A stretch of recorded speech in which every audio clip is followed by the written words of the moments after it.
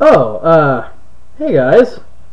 I was just looking through the myriad of suggestions that you guys have been tossing my way lately through PMs so as to improve my channel. Oh, and when I say myriad, I mean like 3. But hey, that's a lot for a small-time guy like me. I'll definitely be taking a nap soon. Yeah. And I'm totally going to be ignoring those suggestions for today because I'm just tired and can't be bothered. I'm sorry, guys. However, I do have some valuable knowledge to share today on the topic of SEGOC. SEGOC is a commonly used acronym among Yu-Gi-Oh judges, which, when broken down, stands for Simultaneous Effects Go on the Chain. SEGOC is the rule set used to build chains from the ground up in the event that multiple Spell Speed 1 trigger effects end up activating at the same time, since this does happen quite often in the game of Yu-Gi-Oh! And don't worry though, this is probably the simplest of the mechanics in the game that's omitted from the rulebook. Hell, for all I know, it's probably in there by now. Anywho, SEGOC can be summed up with a few simple lines. In the event that multiple Spell Speed 1 trigger effects meet their triggers at the same time, they are placed on the chain in the following order of importance, starting at chain link 1 before any other effects can be added to that chain. 1. Mandatory effects the turn player controls. 2. Mandatory effects the non-turn player controls. 3. Optional effects the turn player controls. 4. Optional effects the non-turn player controls.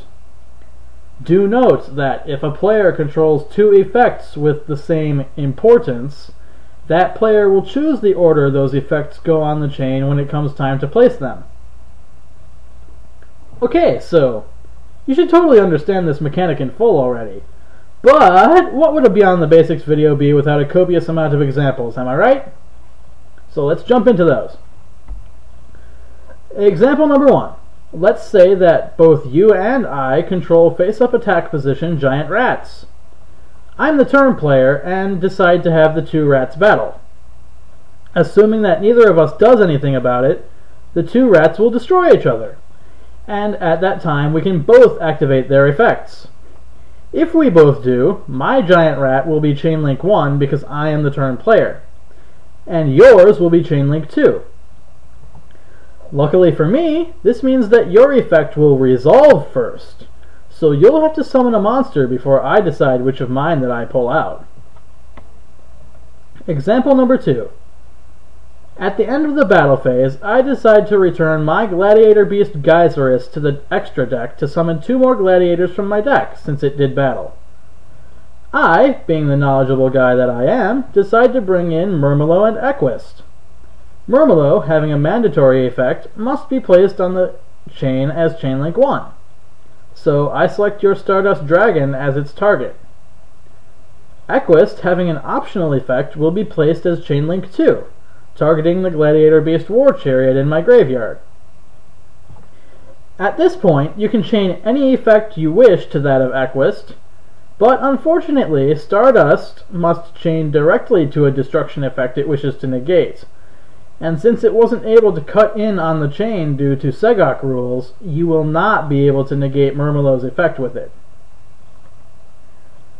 Example number 3.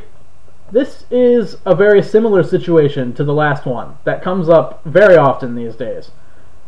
I control a Black Whirlwind spell card, and I normal summon Blackwing Blizzard the Far North. Neither of us negates the summon, so I can choose to activate the effect of Blizzard, the effect of Black Whirlwind, or both, since they both trigger in response to the successful normal summon. If I choose to activate both, then I can choose the order they are placed on the chain, as they are both optional effects and both controlled by me, the turn player. I can choose to place Blizzard as chain link 1, and Black Whirlwind as chain link 2. In this event, Royal Oppression cannot cut in on the chain, and will be unable to negate Blizzard's effect. Sneaky. Example number 4. But what if I reversed those chain links? When I control Black Whirlwind and I normal summon Blackwing Blizzard of the Far North, I can also choose to place Black Whirlwind as Chain Link 1 and Blizzard as Chain Link 2. What's the advantage to this?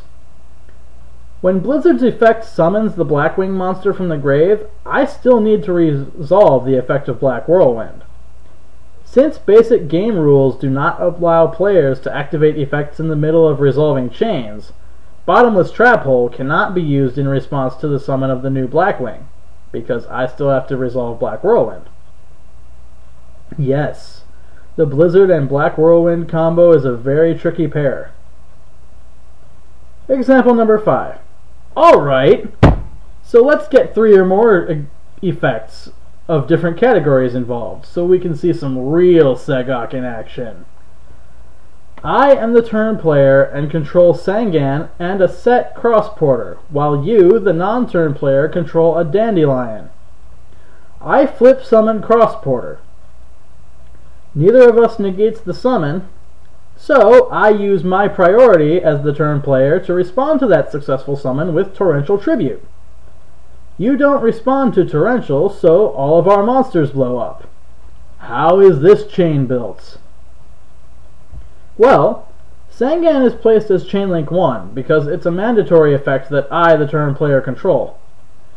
Dandelion is placed as Chain Link 2 because it's a mandatory effect that you, the non-turn player, control.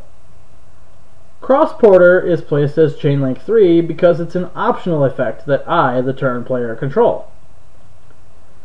And then, of course, you resolve the chain backwards as per usual. I will search a Neospacian, you will summon fluff tokens, then I will search a monster with 1500 or less attack. Phew! Well, I certainly hope you all understand SEGOC now, since I laid it all out as clear as it can be. If you still have questions though, you can either rewatch this video or go to the Pojo Q&A section and refer to the stickied thread, which has a guide to SEGOC in it, in plain writing.